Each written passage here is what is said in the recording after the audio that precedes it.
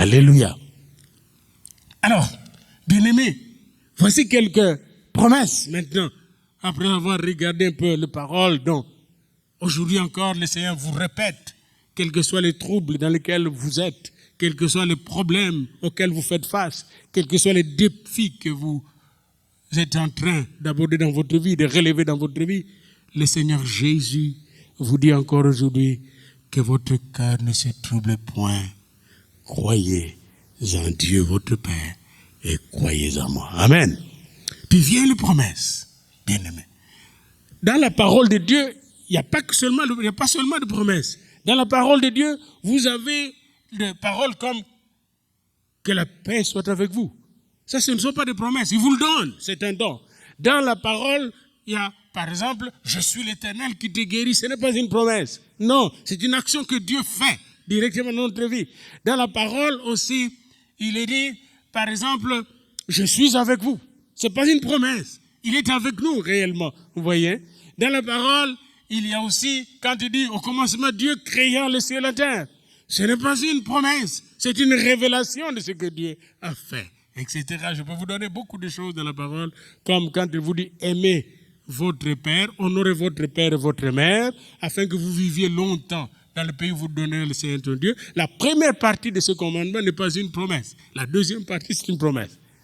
La première partie, c'est un commandement. Je dois honorer mon père et ma mère. Et j'en ai fait un commandement de toute ma vie. Vous n'adorez qu'un seul Dieu. Ce n'est pas une promesse, c'est un commandement. Donc dans la parole de Dieu, il y a des commandements, il y a des ordres, il y a des révélations aussi, des connaissances, mais il y a aussi des promesses. Et il y a beaucoup de promesses. Et une de ces promesses que nous trouvons dans les livres, dans le chapitre 14, il nous dit qu'il y a des demeures éternelles qui nous attendent. Il y a plusieurs demeures dans la maison de mon Père. Je m'en vais vous préparer une place. Ça, c'est une de grandes promesses qu'il nous a données. Vous voyez? Et dans Jean 14 et 12, il nous dit, ceux qui croiront en moi feront la même chose que je fais. Et même ils en feront de plus grandes. C'est une grande promesse qu'il nous a donnée. Faire de grandes choses. Une des grandes choses. Jésus n'est pas arrivé au Canada, moi je suis arrivé au Canada. Vous voyez? C'est une grande chose quand même. Hey, un type né d'un charpentier, mon père était charpentier, ma mère, une illettrée, puis son fils arrive jusqu'au Canada avec sa femme et ses enfants. Et il y a des petits-enfants au Canada. Pour moi, c'est un exploit. Un grand exploit, bien-aimé dans le Seigneur. Je ne suis pas né riche. Je ne suis pas riche. Mais Dieu a fait que j'arrive là. Et un des grands miracles aussi, j'ai vu des blancs, des noirs, des jaunes, des rouges qui ont été sauvés juste par la parole de Jésus que je prêchais. Alléluia. Ça, c'est des grands miracles. J'en ai vu, bien-aimés. Des gens réconciliés avec le Seigneur, réconciliés dans leur maison grâce à la prédication. Les grandes choses. Jésus n'a pas prêché aux Canadiens, Jésus n'a pas prêché aux Suisses et aux Allemands. Moi, il m'a donné de prêcher. C'est déjà des grandes choses parce que des gens, quand on dit on va faire des grandes choses, ils attendent seulement des miracles, des guérisons, des résurrections, etc. Jésus en a fait. Mais Jésus n'a pas prêché aux Allemands. Oui, il y avait quelques soldats gaulois qui étaient d'origine allemande là-bas. Mais moi, j'ai eu l'occasion de prêcher à Bonn, dans une salle où il y avait à peu près, dans un terrain où il y avait à peu près 5-6 000 Allemands qui écoutaient. J'ai prêché aux pasteurs allemands, tous rassemblés. Des grandes choses que le Seigneur nous donne de faire. Alléluia. Gloire à Dieu. Jésus n'a pas enseigné aux universités et prêché là-bas. Moi, il m'a donné l'occasion dernièrement encore. J'étais dans des universités au Cameroun en train de prêcher de grandes choses que le Seigneur nous donne de faire. Alléluia. Oh, bien-aimé.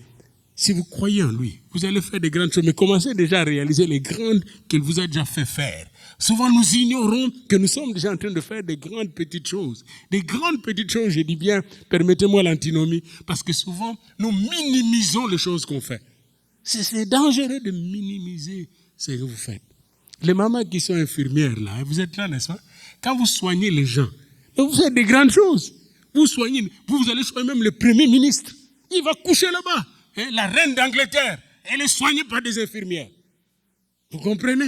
Ce n'est pas elle qui soignera une infirmière, c'est elle qui se fera soigner par une infirmière. Alors qui est plus grand?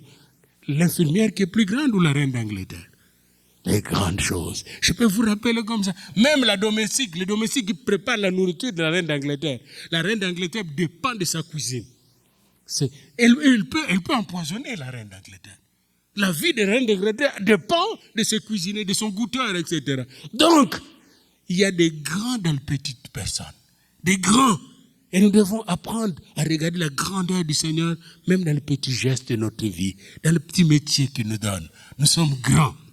Bien aimés. Je vais vous donner un exemple simple. Et vous me permettez d'être un peu cru. Parce que je suis un peu comme ça parfois. Quand je suis entré à l'université chez nous, une université, il y avait à peu près 8000 étudiants à l'est du Congo, sud-est. C'était de belles toilettes. Avec un beau restaurant, etc.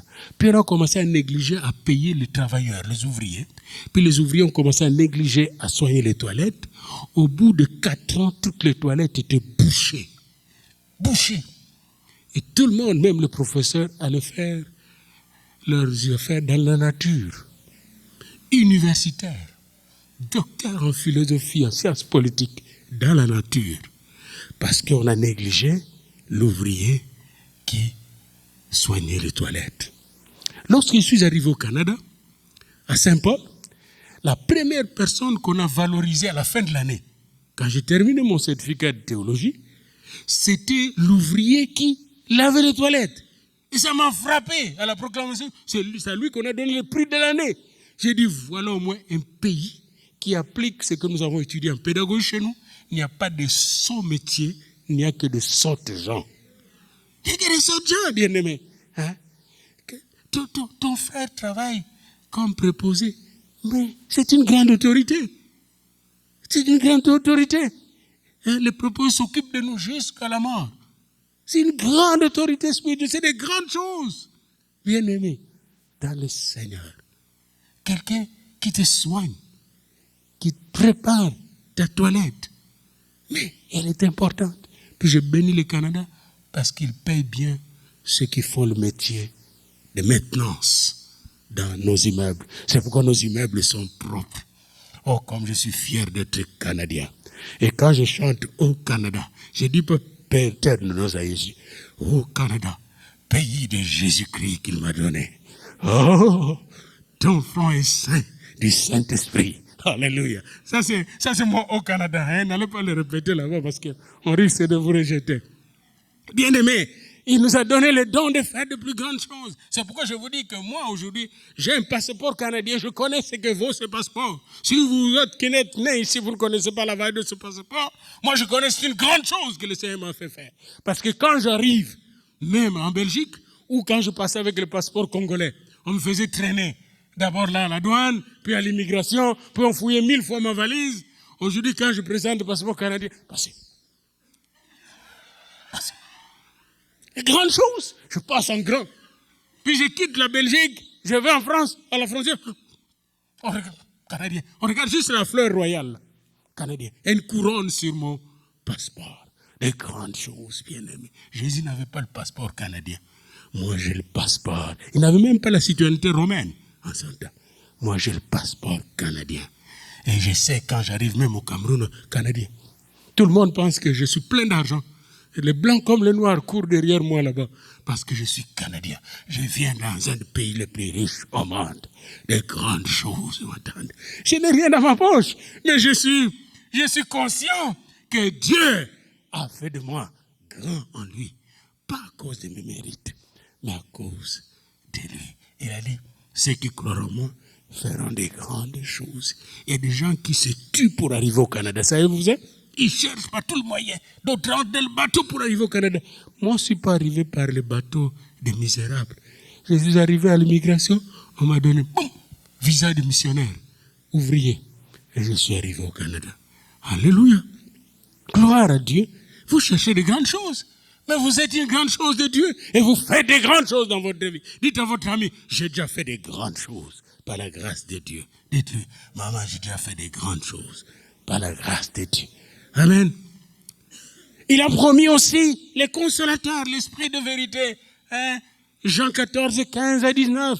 Jean 14, 15 à 19, bien-aimés, lisons cela. Si vous m'aimez, gardez mes paroles. gardez mes commandements. Et moi, je prierai le Père, et il vous donnera un autre consolateur, afin qu'il demeure éternellement avec vous. L'esprit de vérité que le monde ne peut recevoir, parce qu'il ne le voit point, ne le connaît point, mais vous, vous le connaissez, car il demeure avec vous, et il sera en vous. Bien-aimés, bien-aimés, peut-être que l'Esprit du Seigneur est encore sur vous, mais laissez-moi vous dire une autre promesse qui dit qu'il sera bientôt en vous. Ça veut dire quoi? Vous aurez une présence permanente du Seigneur en vous. Quand vous recevez des coups, et moi j'en ai reçu dans ma vie, quand tu reçois des coups, grâce à l'Esprit qui est en vous, vous allez résister. Vous allez continuer la marche. Parce que le consolateur est là pour éponger ces coups. Le consolateur est là pour vous protéger contre ces coups, contre les attaques de l'ennemi, contre les injures et les moqueries, contre les déceptions. Le consolateur est là. Mais en plus de cela, le consolateur est là pour te donner la force de prier. Le consolateur est là pour te donner la force d'avancer, de progresser. Le consolateur est là pour te donner même la révélation du Seigneur et sa présence. Il a promis, je ne vous laisserai pas orphelin, je ne vous laisserai pas seul. Bien-aimé, savez-vous, quand je sens la solitude, je dis, Saint-Esprit, où es-tu? Puis je n'en tarde pas, bien-aimé, ça ne tarde pas. Vous sentez la sortie, dites, Saint-Esprit, où es-tu? Est-ce que je t'ai laissé tomber quelque part, Saint-Esprit? Oh, viens. Et vous allez voir, juste une prière d'un petit enfant, et le Saint-Esprit sera là. Il nous a promis aussi la connaissance du Père. Jean 14, 20 à 23. Il nous a promis la connaissance, une connaissance exacte du Père. En ce jour-là, vous connaîtrez que je suis en mon Père, que vous êtes en moi, et que je suis en vous. Savez-vous, souvent, nous ne connaissons pas que nous sommes en lui. Il nous a promis qu'un jour, nous allons connaître, quand le Saint-Esprit arrive en nous, nous allons connaître qu'il est, que Jésus est en nous. Et que nous sommes en lui, et que son Père est en lui, et que lui est dans son Père. C'est ce qu'on appelle la communion profonde avec le Seigneur. Bien-aimé, ça me fait du bien. Quand je fais face à des défis, quand nous implantons des églises, quand nous prions pour la croissance de l'église, quand nous voyons comment parfois il y a des ordres qui nous attaquent, nous prions le Seigneur. Et le Seigneur dit, ne regardez pas ce que tu vois. Fixe tes yeux sur moi. Je suis là avec vous. Est-ce que tu me connais?